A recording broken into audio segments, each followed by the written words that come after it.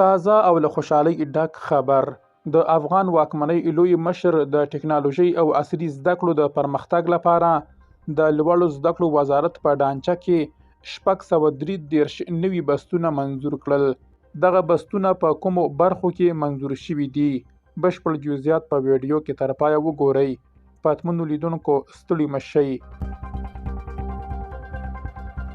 د افغانستان د اوسنۍ واکمنۍ لوی مشر د ټکنالوژۍ او عصري زده کړو د پرمختګ لپاره د لوړو زده کړو وزارت په چوکاټ کې 633 نوي بستونه منظور کړل.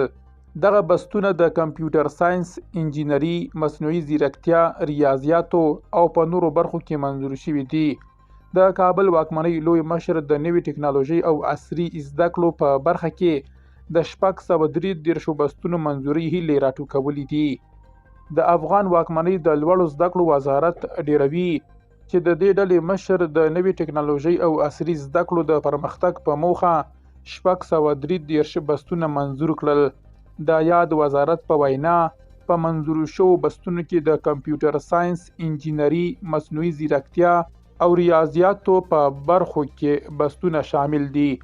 د لوړو زده کړو وزارت ویان د یکشنبې پر ورځ د لړم پر 18 وویل چې په دغو منظور شوو بستونو کې د لوړو زده کړو وزارت د 9 او 10 ګڼې عالي شورا په غونډه کې د رامنځته شوو پوهنځیو او فوق لیسانس برنامې شاملې دي.